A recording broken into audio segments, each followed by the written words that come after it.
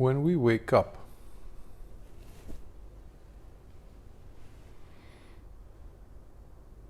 who or what do we wake up with?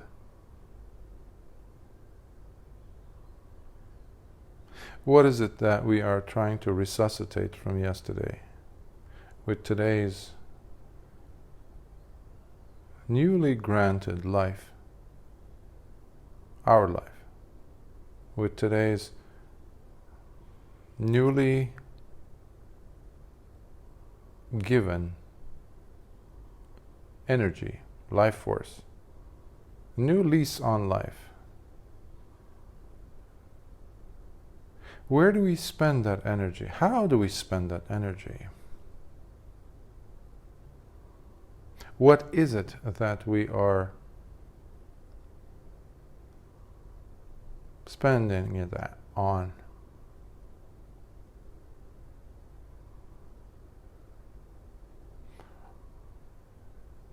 Are they the thoughts that we're perpetuating from yesterday, or the feelings? How I felt yesterday? How you disappointed me? How those people over there have, I don't know, misused me or took stuff from me, hurt me? How could they have done that? Or even, from your childhood. Oh, it always happens like this because it's always been like that. So, I'm going to maintain this position of, bitterness or sadness, or nothing is going to ever get better than this. This is it. This is as best, as good as it gets for me, and that's it. Let me push through my day. Let me crawl my way up with my teeth up this huge Everest of a day. Many people wake up with those ghosts, with those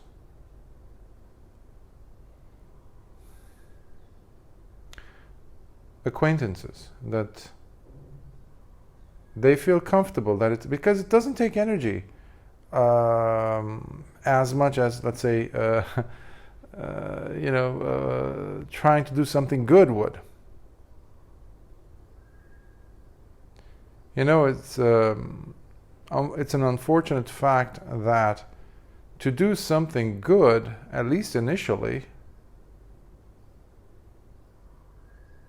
in this time period in our human evolution, is harder than doing something bad. But many of us, if not most of us, do spend our lives tweaking and refining our skills at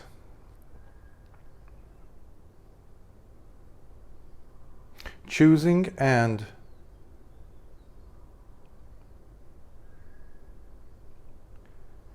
carving out a negative state of affairs for ourselves, for our inner world, how we view the world outside of us. Because however you see the world outside of you is simply a result of how you have been weaving and braiding and cultivating your mind and all the internal monologue that you've been running constantly in your waking life. It's just a result of that. So we have been training ourselves, honing our skills to become more miserable, to justify our suffering, to justify and even validate that it is legitimate, that it is in fact necessary. Why? Well, look behind me, look into my past and see what happened yesterday, see what they did here, see what those people did there to me, my dreams, my this. This is another way of understanding how most of us live in our past. When you hear that phrase, something similar to that, stop living in your past type of a thing. Well, easier said than done. Because you have been cultured. And unfortunately, there are no facilities, there are no schools or classrooms to teach you how not to do that. Today, the educational system in general, around the world, pretty much around the world, is unfortunate. Is an unfortunate phenomenon, and hardly do you. I mean, it's in some rare pockets here and there do you find educational programs that are designed to uplift the human being, not trying to, tell you of the wonders of technology and this and that, irrespective, and just pushing the human element aside as if it's a failed attempt, our humanity. No, it's a wondrous thing if we know how to use it. Unfortunately, we as a species have not been trained, at least in my lifetime, to learn what's going on. So you have to go and look for these methods. You have to really probe and understand, what is it that is driving me to not see the gift that today is presenting for me to live by? Why am I spending my precious life force that has, it's a new lease on life. I just woke up.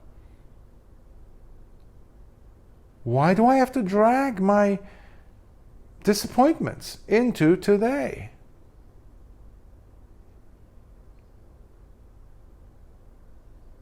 Who do I wake up with? Is it my sadness? Is it my frustration? Is it my disappointment? Is it my contention? Wanting to argue? And believe me, there's countless people or things or entities that you'll never run out of engaging in a fight, in a battle with.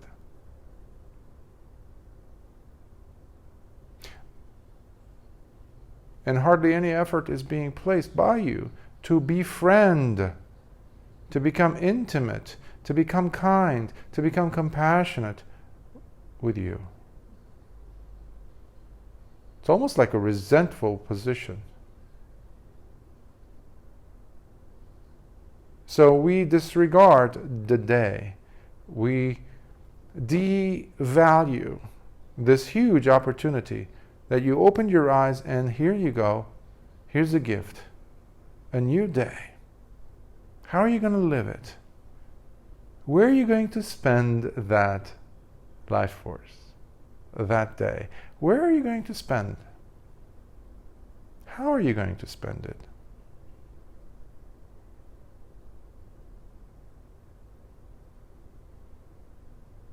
Many people say, well, yeah, it's nice and dandy, this and that, but hey, my feet are killing me. My eyes or my ears, I can't hear properly as I used to.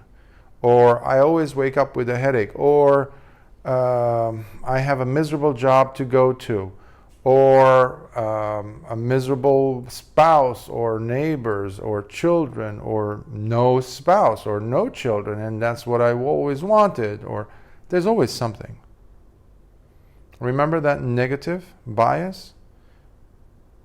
It's easier for us to slide down, spiral down into negative states. It's just the second law of thermodynamics.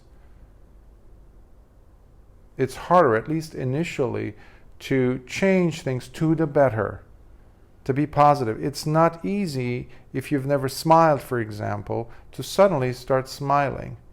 Your brain you have calibrated your brain to be in a certain way, to expect that no good could ever come out of a smile. Why should I smile? Why should I be in a state of upliftment, in a state of joy? Why? Give me a reason. People say that. But we don't need a reason to be miserable, do we? It's always got a carte blanche. We can always count on misery and suffering. We never check the papers of our sorrow, the causes for us to be sorrowful, miserable. It's more reliable. It's a hard currency. It's like gold or something for us. Yes, of course. Yes, suffering, yes, we can relate to that beautifully.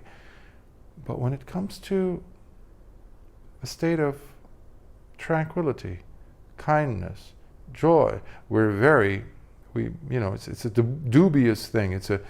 We're full of doubts, suspicion. Where is this coming from? But when you are opening your eyes, and even if your whole body is burnt, let's say, or all your bones, hundreds of bones and things are destroyed, and you're in a full cast, except for your eyelids moving, or one eye is working, and the eyelids are opening and closing, a person who is using that newly discovered, newly granted day will celebrate the eyelids coming together, opening and closing. Will celebrate. It's a cause for joy when they open and close that one functioning eye. Now, this is an extreme example. We have many, many, many more reasons to really be celebrating the day that we are granted. Somehow I'm alive. Okay, this is good. I have my feet, or I have a toe, or I have my nose. Oh my, I can hear. I can hear sounds. Yes, it's the garbage collector outside, and it's terrible noise, and it's too early in the morning. It's like the mind is going to always find reasons to complain about something. And in this world today, we have plenty of reasons. I get it. But dwelling on those will never give us the comfort that the heart needs. So what you're doing is you're going against the stream. You are not here in this life to suffer. Okay? Or at least to add more suffering than there is to be found. There is to be experienced. Life is not easy. There is suffering in life, but you don't need to be adding more suffering. And that's the whole point of the Dhamma. That's the whole point of the Buddha's teachings. Not to add more suffering. So when you're waking up, check who or what it is that you are waking up with. Is it the carryover misery that you're dragging behind from yesterday, trying to reignite life into, meaning giving your life force, your precious day, your precious hours, your precious freshness of this day to those things. And many, many of us, if not all of us, are doing that today. Every morning when we wake up, you can at least find one reason to appreciate. Wow, at least my elbows are working. You need to throw off the momentum that has started in your past and it's still ongoing. The momentum of seeing always the negative. And the world, the way it is now, being geared, the public's mind, the emotions, the feelings that we have, unfortunately there's a system at work that is trying to drag the human being, the way we feel, and what we think, into the gutter. So there is a worldwide movement of lowering your energy, lowering your state of mind, debasing it, crushing your sense of childhood innocence, if you will, that state of upliftment, and from which comes the joyous mind, from which comes tranquility, which is an absolutely necessary quality for each of us to experience mentally, which permeates into the body. So we are carrying poison. The food contains poison, the air contains poison, the media, mainstream media, whatever they keep throwing, the news, we're in a perpetual state of war. And everybody, is pushing for that. It's like, yeah, it's like, so what's so strange about that? That is not normal.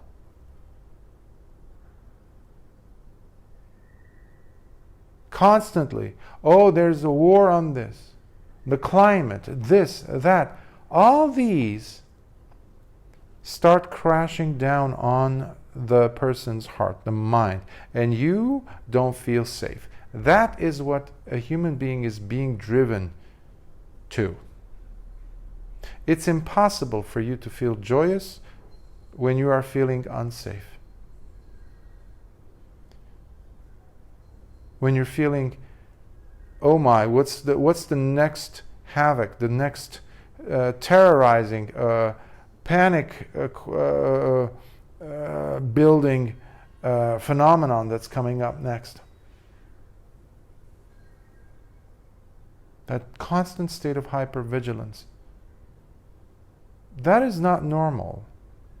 That's quite sadistic, and that is what human beings are exposed to. So those who are smart, those who are intelligent and wise enough to wake up to this will also see, like, why am I so upset when I wake up? Well, plenty of reasons, yes, from yesterday. But here is the encouragement. Look for at least one thing. At least one thing. It could be very superficial. It doesn't matter.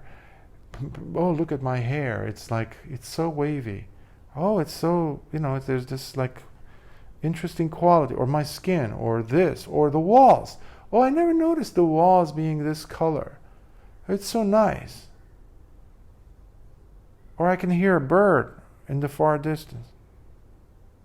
Anything that can pull you out from that momentum that your mind has gotten used to. But the good thing about the mind, it is so malleable.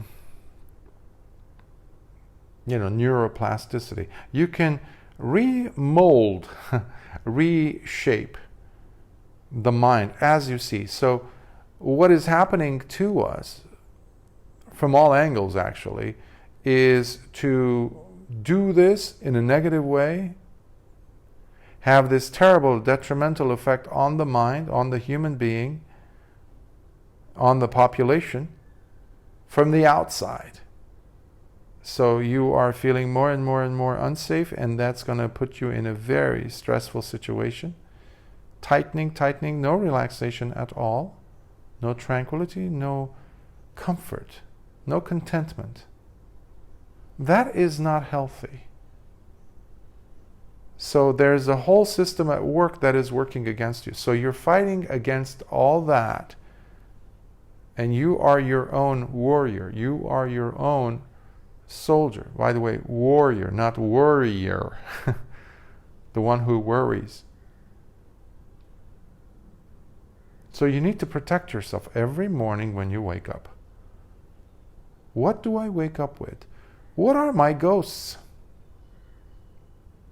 that I'm trying to breathe life into, resuscitate? Do CPR on every single day. That's what we do. We try to do CPR on disappointments of yesterday, anger-ridden moments, memories. Because the system that I said that's working against us, everywhere you look, you're not enough, so buy this, get this. Your body's not healthy, so you need to put this in your body, put this in your brain, watch this, buy this, be this. All that is just poison. A human being is self-sufficient, if we just let the human being be. It's not a human doing, or a human buying. It's a human being. Be. But you can't be with all the junk that's being pushed and shoved down into your brain. So when you're waking up, opening your eyes, or just becoming aware of your body, wow, I can feel through my skin, I can feel the texture of the sheets or the pillow. Make up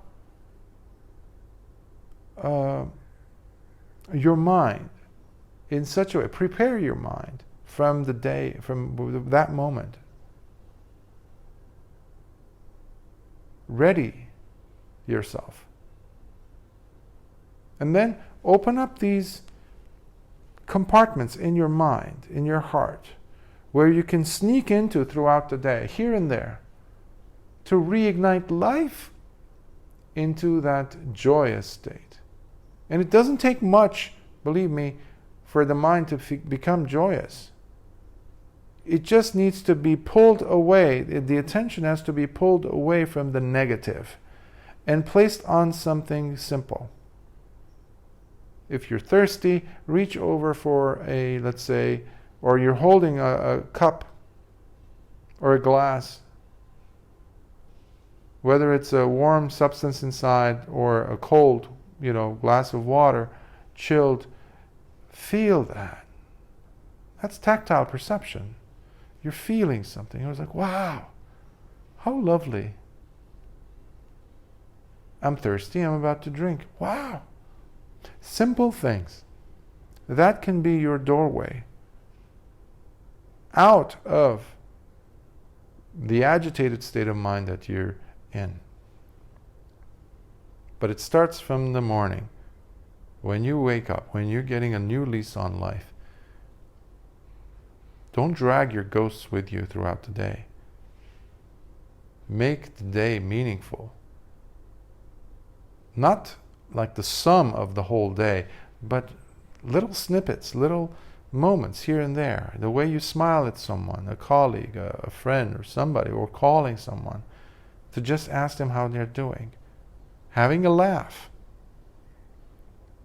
Even when you're by yourself.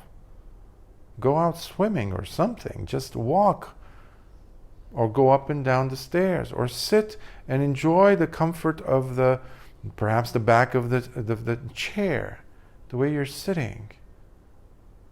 Take off your shoes, your socks, and place your feet on the ground. It doesn't have to be outside, although it's much better. You'll ground yourself better. But just feel the bottom of your feet. Wiggle your toes. It doesn't take much to start this new momentum. Little by little, the Lord Buddha says, the bucket gets filled up. Little by little. Now, with what? It's up to us. So please do not think that these tiny little gestures, these tiny little steps, cannot possibly amount to a joyous life. That's not true. Drop by drop, the bucket is filled up. It's just that you've been filling up the bucket with bad things, evil thoughts, harmful thoughts, negative thoughts, and feelings. And now the bucket is full. But what I'm saying is dump it. Don't worry. Every day you're getting a new blank bucket, empty bucket. How are you going to fill it?